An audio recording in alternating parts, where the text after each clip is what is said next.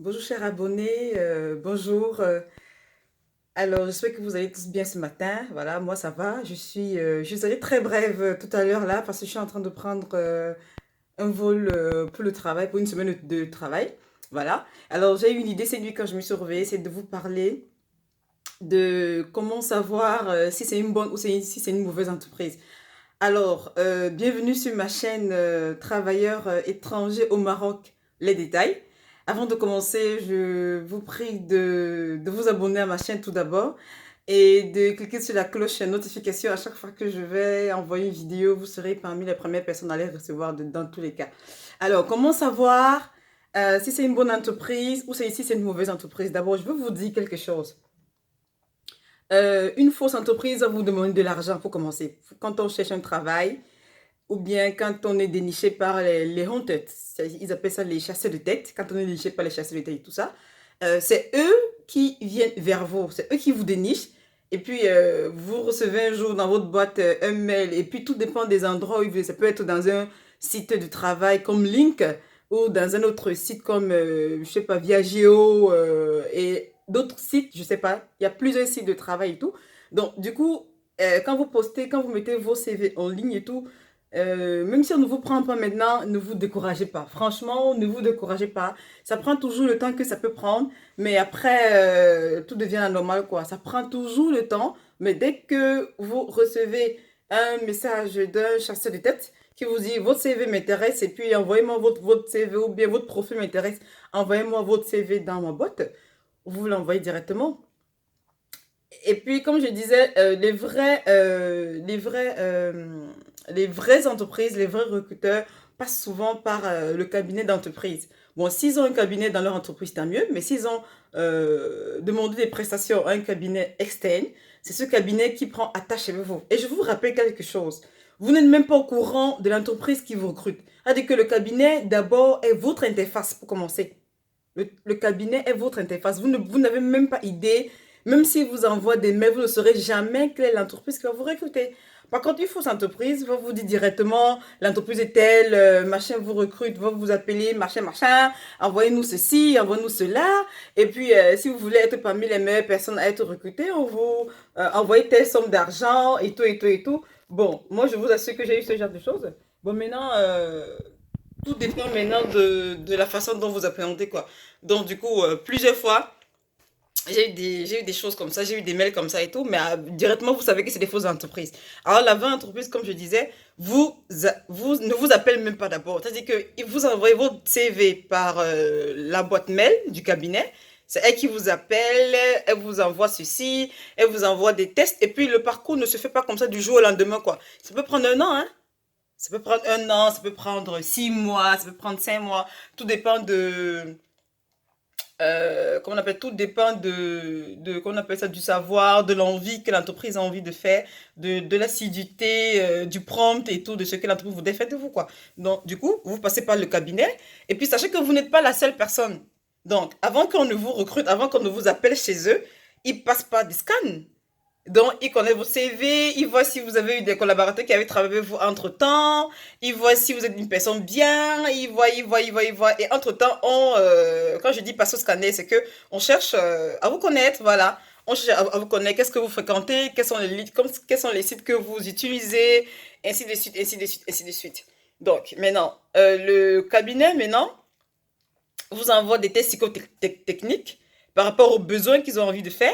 Ils vous disent d'abord, ils vous parlent de tout et de rien. Parfois, ça n'a rien à voir avec le travail, juste pour voir votre mentalité, pour voir la personne que vous êtes, pour voir si vous êtes social, si vous n'êtes pas social, quels sont les endroits que vous avez travaillé, quels sont les endroits que vous fréquentez, ainsi de suite, ainsi de suite, ainsi de suite. Ils vous envoient les tests. Après, vous passez encore à un autre scanner, des interrogations, plein d'interrogations. Bon, je vais vous dire ça plus tard, pour ceux qui sont pour ceux qui voudraient bien savoir quelles sont les interrogations, il y a plusieurs types d'interrogations, hein. Vous pouvez chercher des ressources d'interrogation sur le net, mais tout dépend de l'entreprise qui vous recrute, en fait, et de ceux dont ils ont envie que vous fassiez chez eux. Donc, c'est souvent ça, c'est souvent des choses comme ça qu'ils font. Et après, maintenant, ils vous envoient d'envoyer votre CV. vous l'avez envoyé pour la première fois, il vous demande de renvoyer votre CV. Parfois, c'est des mises à jour pendant toute l'année. Hein. C'est-à-dire il peut s'avérer que vous avez eu une promotion, il peut s'avérer que vous avez eu un souci, peut-être que vous avez eu un enfant, machin, vous voulez mettre votre CV à jour, vous voulez vous marier, donc on vous redemande d'envoyer votre CV. Et entre-temps, vous-même, vous savez, vous voyez la progression de l'entreprise qui veut vous recruter. Pas l'entreprise, en fait, le cabinet, quoi. Parce que le cabinet ne vous dit pas au préalable. Je vous dis, le cabinet ne vous dit pas au préalable quelle est l'entreprise qui vous sollicite, en fait. Il ne vous dit même pas. Vous n'avez même pas idée, vous n'avez même pas une brèche. Parce que, à présent, votre interlocuteur, c'est comment on appelle ça, le cabinet et vous. C'est avec que vous discutez. Donc, vous recevez des messages de plusieurs types de demandes de ce que il vous demande d'envoyer d'abord. Parce que dans un premier temps, il ne vous demande pas d'abord d'envoyer, de faire le certificat médical ou d'envoyer ceci ou d'envoyer cela. Donc, il vous passe au scanner et entre-temps, ils envoient beaucoup de réponses à l'entreprise, en fait. Comme je vous dis, vous n'êtes pas la seule personne qui est recrutée. Ça peut être des femmes, ça peut être des hommes de par le monde entier. Ça peut ne pas être en Afrique, hein, ça peut être en Europe aussi. On envoie votre CV et après, maintenant, ils savent ce qu'ils veulent. Et après, maintenant, si l'entreprise dit que, OK, d'accord, ce candidat nous intéresse et on voudrait mieux connaître par rapport à cette personne-là. Et puis, le cabinet continue à vous envoyer qu'on appelle ça, des tests, d'autres tests que vous répondez. Et au bout de, bon, supposons qu'on vous a passé au scanner pendant 6 mois. Au quatrième mois, déjà, vous êtes, non, au troisième mois, oui, troisième, quatrième mois déjà, vous avez un contact direct avec le ou la ressource humaine, le directeur ou la directrice ou la responsable des ressources humaines de l'entreprise qui discute avec vous et tout. Jusque-là, encore, vous ne savez même pas que c'est la directrice. Donc, vous mettez en contact avec quelqu'un qui ne se prononce même pas comme directrice de tel, de ci, de ça et de ça. Donc, du coup, vous êtes là, vous attendez, vous miroitez, vous dites par exemple, OK, c'est bon, ça va et tout. Bon, maintenant, à travers les mêmes réponses, et soyez-en sûrs, les mêmes réponses que vous avez données au cabinet doivent être les mêmes réponses que vous devez donner au directeur ou à la directrice des ressources humaines de cette entreprise-là. Parce que tout doit être de pair et conciliable, quoi. Donc, si vous avez donné une fausse réponse lors du cabinet, la fausse réponse aussi, l'entreprise X ou Y vous a dit, mais écoutez, vous avez répondu là-bas que vous avez ci, aujourd'hui vous répondez que vous avez ça. Donc, il faut que trop stratège, trop tactique sur les réponses que vous répondez à cette entreprise-là. Donc maintenant, quand elle décide qu'elle vous recrute, l'entreprise maintenant, on vous envoie un contrat de travail. Là, ça commence bien, ça veut dire que... Mais avant de vous envoyer un contrat de travail, on vous passe encore le scanner. Ça veut dire qu'on vous pose des questions. On vous pose des questions. Là, c'est cette entreprise qui vous pose des questions, qui vous pose ceci, qui vous pose cela. Et tout maintenant, on vous dit, OK, d'accord, vous avez rendez-vous avec votre directeur. Jusque-là, vous ne savez même pas encore quelle est l'entreprise. Hein. Alors moi, je vous assure, vous ne savez pas quelle est l'entreprise qui veut vous recruter. Et là, on vous dit, vous avez... un entretien avec votre directeur technique qui vous dit, bon voilà, on vous a retenu parce que, nous avons besoin de ci, parce que, et voilà, et puis vous êtes la candidat et on espère que vous allez accepter être des nôtres. Accepter être des nôtres, c'est quoi? C'est qu'on t'envoie après le contrat de travail que tu lis, que tu regardes, tu dis maintenant, à travers le contrat de travail, tu peux négocier maintenant ton salaire. Voilà, parce qu'entre-temps, la ressource humaine t'a déjà demandé d'envoyer ton bulletin de paye, d'envoyer les documents des enfants si tu es marié, si tu as des enfants, si tu es une femme, d'envoyer tout pour qu'on puisse mettre dans ton contrat de travail. Bon, non, si tu arrives d'un pays en Afrique pour un autre pays en Afrique, tu es toujours expatrié. Parce que tu sors de ton pays pour aller ailleurs. Donc, il faut bien négocier son salaire. Il faut bien négocier, comment dirais-je ça? Ta vie sociale. Ça veut dire la vie sociale, c'est quoi? Ça veut dire, enfin, j'entends quoi par vie sociale? Ça veut dire les tickets de voyage par année. Quand est-ce que tu dois venir? Combien de fois dans ton pays? Qu'est-ce que tu vas faire? Est-ce que tu viendras avec ta femme ou pas? Est-ce que tu discutes les petits détails comme le déménagement, l'assurance aussi? Voilà, ça c'est très important. L'assurance, il faut bien discuter aussi par rapport, parce qu'il y a certaines entreprises qui n'offrent pas l'assurance. Vous devez avoir votre assurance. Et là, ça devient très difficile. Et là, vous discutez mieux votre salaire par rapport à ça. Donc, quand c'est fait par là, vous dites, OK, d'accord, c'est bon. L'entreprise aussi voit par rapport à ce dont ils ont préparé, par rapport à la grille salariale du poste que vous occupez et oui, en fonction du salaire et tout, quoi. Donc maintenant, dès que c'est fait par là, maintenant, on vous dit, OK, d'accord, vous comptez venir quand vous leur dites que vous comptez venir. Et maintenant, si vous avez déjà pris vos congés, tant mieux. Si vous n'avez pas pris, ah, j'ai oublié, avant de vous donner le OK, vous savez même déjà une brèche que tout va bien se passer, l'entreprise vous demande d'envoyer votre lettre de démission. Ça veut dire que pendant que vous discutez, dans le deuxième mois, troisième mois, quatrième mois, je vous dis, ça prend plus de 5 mois, 6 mois. L'entreprise peut vous demander d'envoyer la lettre de démission. Quand l'entreprise vous dit déjà, envoyez-nous votre lettre de démission. Ah là là, ça veut dire que c'est bien, c'est une bonne chose. Ça veut dire que les choses sont en train de se passer. Voilà. Donc, vous envoyez votre lettre de démission et puis cacheter avec l'entreprise de votre entreprise actuelle.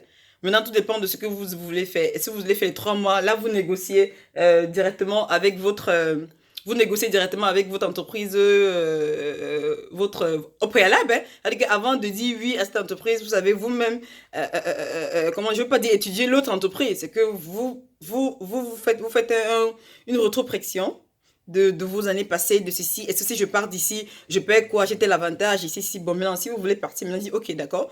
Vous déposez un préavis dans votre entreprise. Un préavis, ça peut être de 3 mois, de 2 mois, ça dépend de la façon dont vous voulez négocier votre préavis. Non, dès que votre entreprise actuelle vous donne le OK pour mettre le cachet et tout, voilà, vous envoyez ces lettres à l'entreprise X qui veut vous recruter. Et voilà quoi. Et après, maintenant, ça suit parce qu'ils ne veulent pas des problèmes. C'est dangereux si vous n'avez pas encore eu votre cachet d'entreprise et qui ça fait que vous partez dans une autre entreprise, c'est dangereux. Bon, il y a des gens qui le font, mais je vous préviens, il faut faire très attention par rapport à ce genre de choses. C'est très sensible ce genre de données parce que vous savez, le monde professionnel se connaît. Partout où on passe, on se connaît. Votre image peut passer et votre entreprise actuelle pour poursuivre l'autre entreprise et vous allez payer vraiment les pots cassés. C'est pas trop bon à voir, pas très bien, c'est pas trop gentil. Donc, bon, il y a des gens qui le font, hein, ça dépend de certaines personnes, ça dépend de ce que certains voulaient faire, ça dépend des personnes qui, voilà, donc, mais je ne vous conseille pas.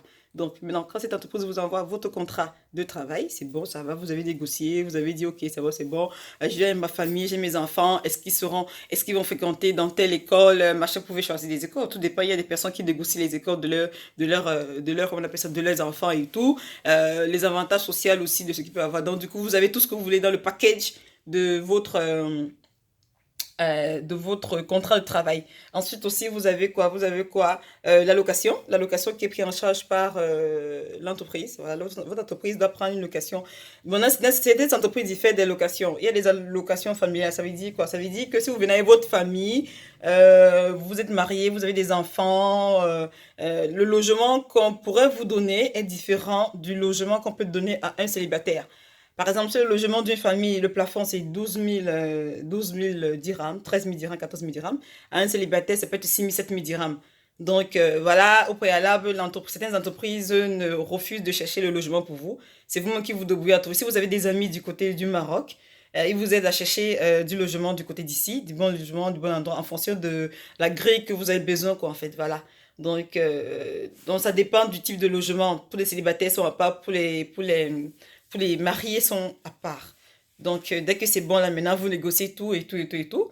Vous arrivez maintenant, l'entreprise envoie un véhicule vous cherchez à l'aéroport, qui vous amène directement. Vous pouvez avoir la chance que votre, comment on dit ça, le propriétaire du logement vient vous chercher. Et moi, le propriétaire du logement est venu me chercher à l'aéroport parce qu'il voulait vraiment me connaître. Vous avez la chance que c'est d'autres personnes qui vous chercher, mais le véhicule de l'entreprise envoie un véhicule, ne sachant pas comment vous allez vous y prendre. Ils envoient un véhicule, vous venez vous chercher à l'aéroport, qui vous part à l'aéroport et qui vous amène au logement. Le lendemain, elle vient vous chercher pour vous amener à l'entreprise, en fait. Voilà.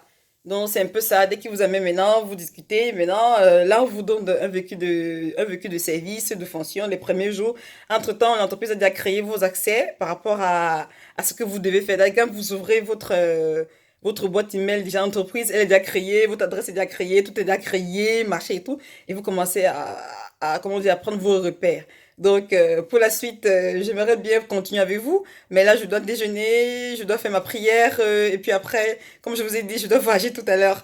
Donc, toujours plus une semaine de travail. Moi, je vous ai dit, je voyage tellement. Donc, je fais maximum une semaine dans le pays où je vais travailler, et après, je reviens peut-être pour aller dans une semaine, faire un répit de 1 à 2 semaines, repartir dans un autre pays, quoi. Donc, du coup, je crois que mon quota Mon quota pour, au moins pour les 6 premiers mois que j'ai déjà fait, je vous jure, c'est un peu, bon, je vais pas dire c'est fatigant déjà, mais je pense qu'il faut que ça s'arrête en décembre, en fait, pour que janvier, je commence à tourner dans toute l'Afrique, en fait. Allez, je vous souhaite un bon dimanche. Si vous êtes à table, bon appétit. Si vous n'êtes pas, encore bon appétit, voilà. Et puis, ciao et à très bientôt. Bye.